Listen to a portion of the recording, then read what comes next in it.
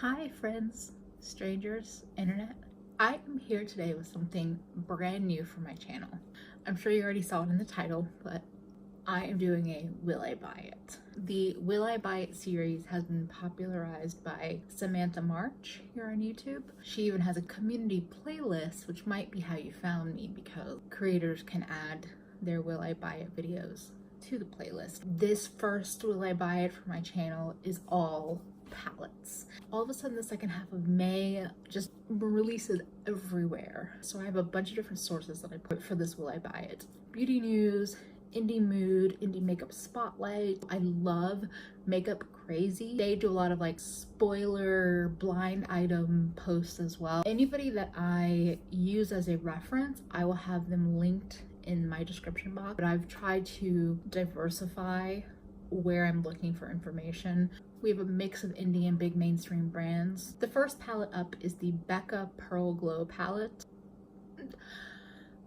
This is just such a boring palette to me. Beyond being neutral, there are beautiful neutral palettes out there.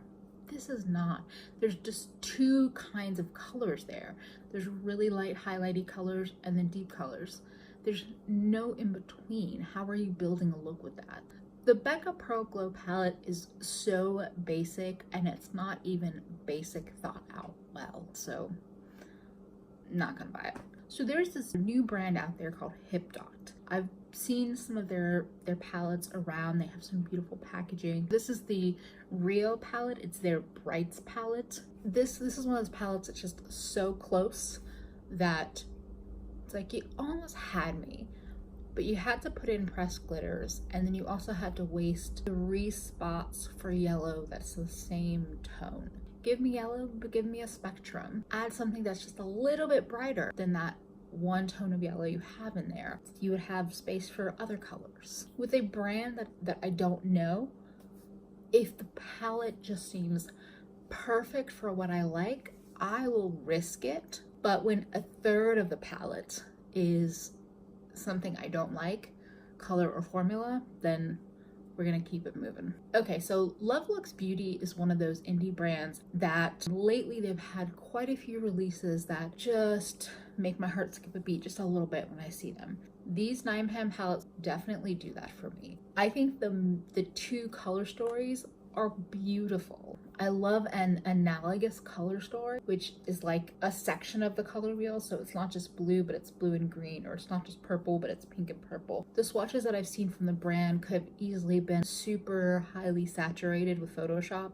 And the other thing that makes me wary, they have this formula that's like, looks like it's like foiled or flaky formula. I've seen some reviews that those shadows just like get everywhere, and I've seen enough reviews that make me question making that first purchase with Lovelooks Beauty. I don't know if these specific palettes have that formula in there, but because I can't clearly figure that out, I don't want to take the risk and end up with something that's a total mess. They are beautiful though. I will say the packaging and everything just, it's one of those palettes that if good reviews started rolling in and I could get my hands on it, I would then buy it. Another indie brand that I haven't shot from is Igneous Cosmetics. They have a palette coming out called the Carew palette. The Carew palette is like a perfectly composed color story where olive green is the star, but it has a supporting cast of blue and that kind of gray and black. I just think it's a very well put together color palette. I may not purchase it because I am heavy on the green eyeshadows right now, but it puts Igneous at the top of my list of brands that I want to try, and I would recommend other people to go take a look at that palette when they're itching for olives. So September Rose and their Brew palette. This is one of those palettes. It is a very pretty neutral palette. The name makes sense. Of course, with this one, I'm drawn to that one called Pumpkin Spice. That's like an eggy yellow color, and I've heard fantastic things specifically about the yellow in the September Rose Slush palette. So that pumpkin spice color looks delicious. I just don't need it, and I don't know if the market needs it. So let's talk about the Dominique Cosmetics Rustic Glam palette.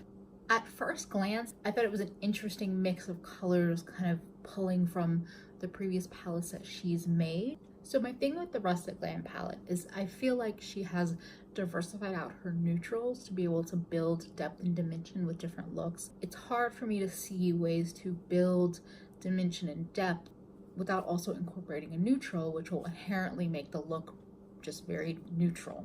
I feel like brands have to step up their game and how they're doing those palettes to make it successful for the consumers that love color to actually be able to use those palettes to build a colorful look that has neutral components rather than a neutral look that has a pop of color.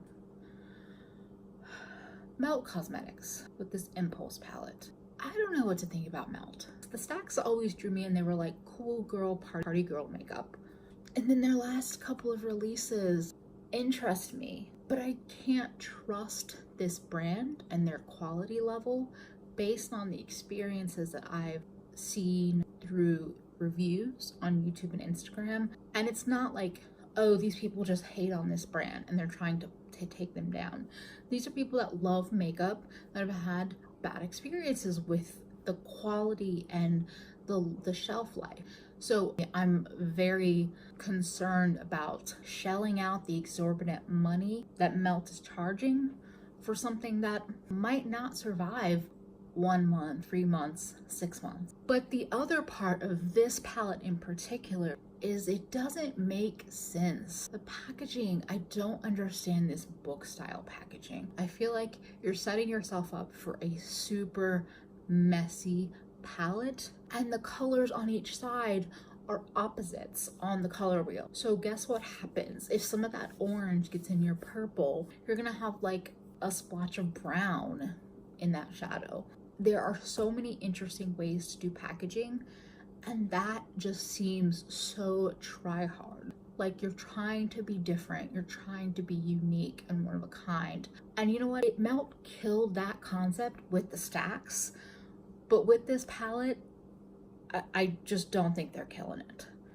Okay, speaking of weird packaging for the sake of being weird, this Violet Voss Best Life palette. Why are we doing like trifold binder keeper palettes? What is going on? The other thing with this Violet Voss palette, the biggest pans are pressed glitters. Who thought? I'm channeling Angelica Nyquist. Who asked for that? I'm not even that mad about the color family that's shown with this palette, but why do we need giant pans of pressed glitter? The pressed glitters are also so similar in tone to the powder shadows. If you have a good shimmer shadow, putting glitter on top of it in the same color isn't gonna add that much dimension in my opinion. I also hate this format again because you're layering them, and what if the glitter transfers? Like, I know it's not loose glitter, but if you just had it in one flat palette, there wouldn't really be a chance of it chunking out on top of your shadow underneath it. One of those half neutral, half colorful palettes that was done pretty nicely is this Jouer Tan Line palette.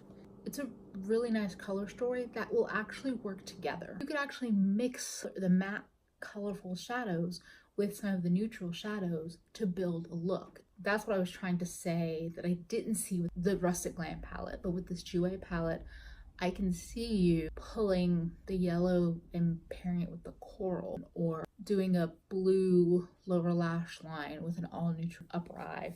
It seems like a small compact palette, but it also looks like it was designed smartly. So I feel like there's this abundance of rectangular palettes with square pans that are colorful. There are 2 brands in particular that are both releasing multiple palettes. So there's the Moira Cosmetics Dream series and also Sample Beauty. So of these 2 sets of palettes, I'm more interested in the Moira Cosmetics than I am Sample Beauty. There's not specifically one palette from Moira Cosmetics that I want, but I think that the arrangement of colors is more interesting. There's that one towards the top that to me is almost more jewel tone, rich tone, but still colorful. There's the Brights one that's, you know, it's a rainbow, so it's not that interesting, but at least you have a couple of blues, 2 greens, you know, and then there's a much more brown palette and a kind of neutral with a touch of color. I think it could be an interesting release. It seems a little bit heavy-handed. That's a lot of palettes and a lot of color to come out with at one time. But it intrigues me, and I will keep an eye out on Moira Cosmetics. Whereas the Sample Beauty palettes look smaller and maybe a bit more streamlined, yet there seems like there are more duplicate colors within the palettes. The palette that's all greens and blues, some of those blues are also similar in color, saturation, and tone. You streamline the amount of shadows you're offering, but you haven't given me a variety to work with. And same with the rainbow. Those oranges to reds look so similar. You could take out at least one or two of those colors and make them something a little richer or a little lighter to make it a more dimensional rainbow palette. A lot of these releases are indie releases, and there are a lot of brands that I've never used before. Another one is Nomad Cosmetics. This Nomad Cosmetics Tokyo palette is so fucking cute. It's like, again, it's so close to being something I would purchase. It's just pressed glitters. I don't want them in my palettes. You know what? Let me stand corrected. Supposedly, the shimmer shadows in this palette are like topper shades. I love pastels, and I think this is a fun mix of colors.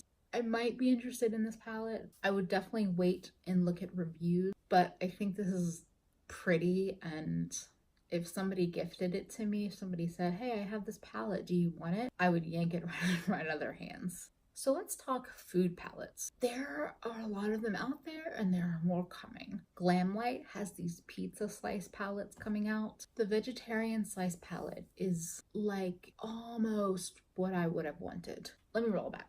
I've seen a lot of videos about all the burger palettes. The Glamlight shadows actually look really nice. A lot of the shimmers look really impactful and pretty, and the mattes seem pretty nice. I don't need a full burger palette. Not gonna buy that. But these pizza slice palettes draw me in because they're just seem like they're a little smaller color stories that are thought out but not overwhelming. Neither one of these palettes are specifically what I want right now, but I do like both of them. The green palette is a little too dark in tone for me right now, but I really would love to see Glamlight do, if they're going to keep down this food road, I would love to see them do some more small palettes. Then I would try their formula for sure. So cutesy food like desserts, cupcakes, and cookies, and macarons, and candy, like we all kind of understand that as a theme for makeup. And now there's two different brands doing donut palettes.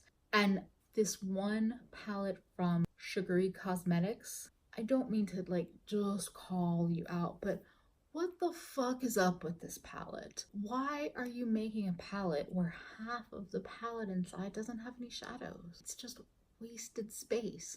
And it's not even like, oh, it's a weird shape, so we put artwork there. It's a circle. You could have put more pans there or downsized the palette. Like, why? What is the point?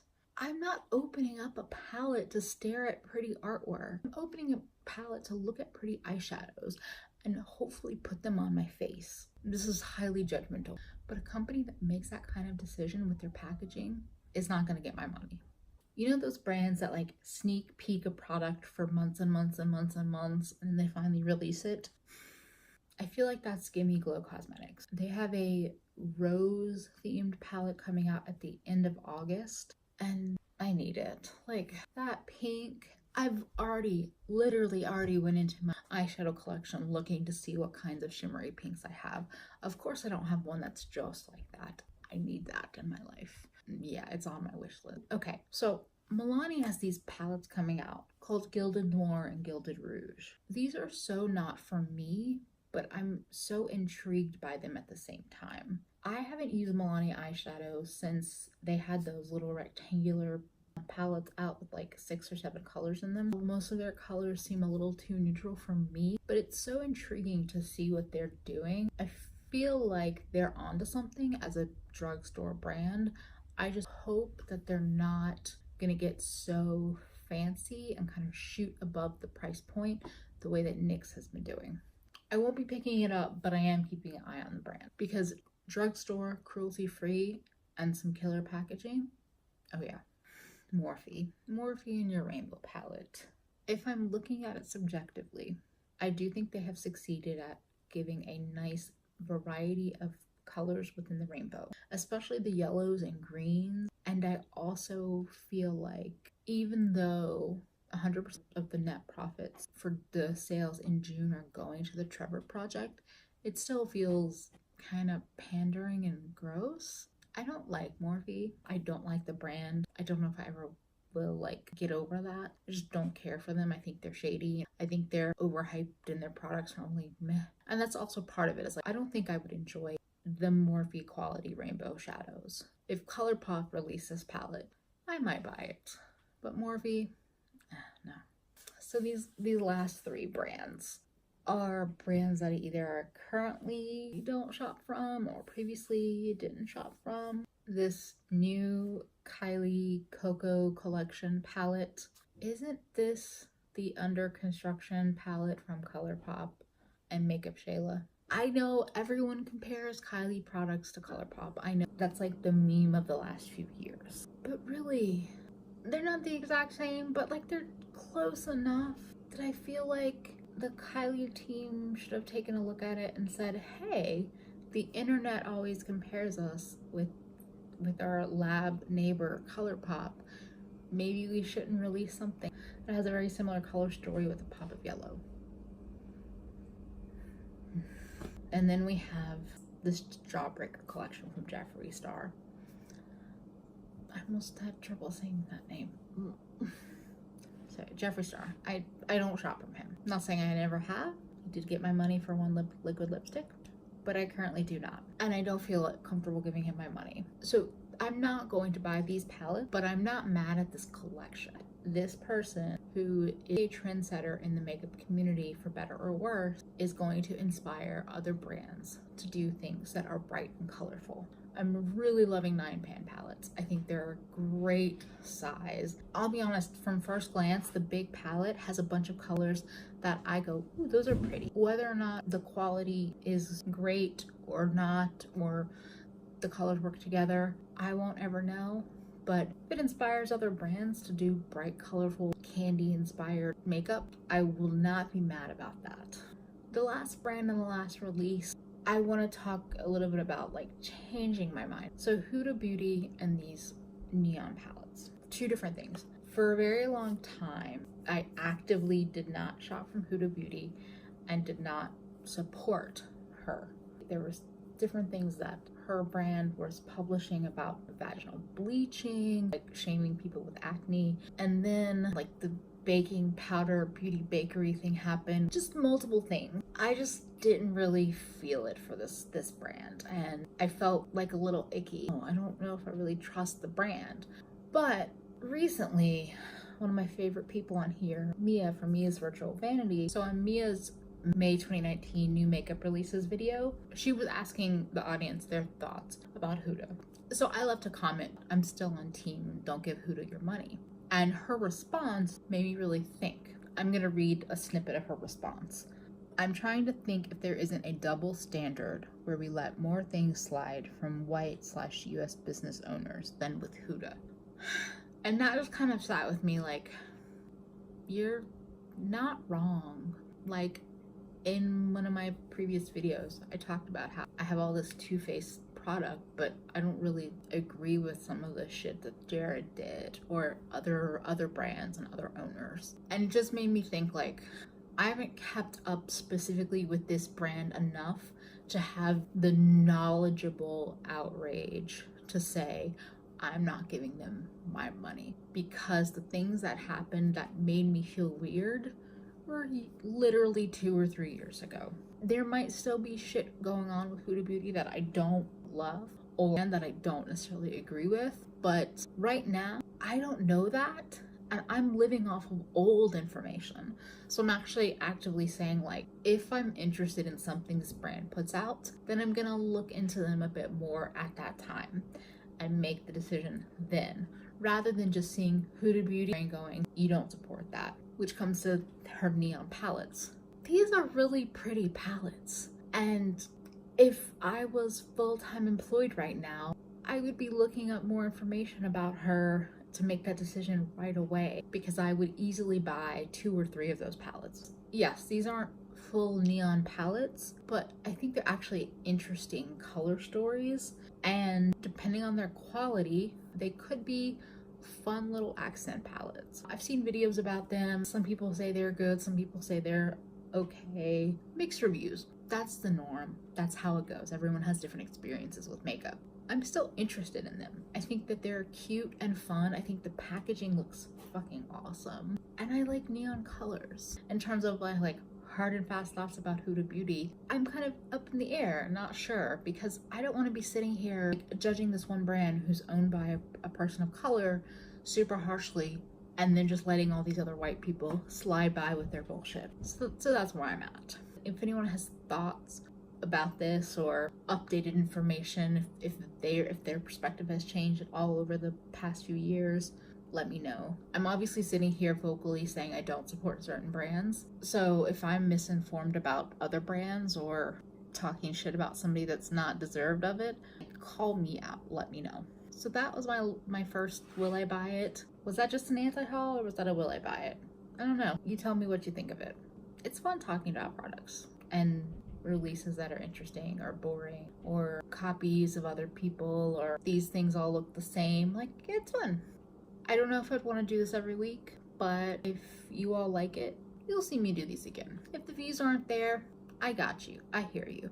If you enjoyed this, but you have advice or criticism or anything you want to throw my way that might help make this a more enjoyable video without, me drastically changing my personality and becoming a new person, feel free to leave them down in the comments. If you enjoyed, give me a thumbs up. If you didn't enjoy, let me know. If you would like to follow me on my journey learning how to be a YouTuber, I would love for you to subscribe, and thank you for spending part of your day with me. Hopefully I will see you again real soon. Bye, friends.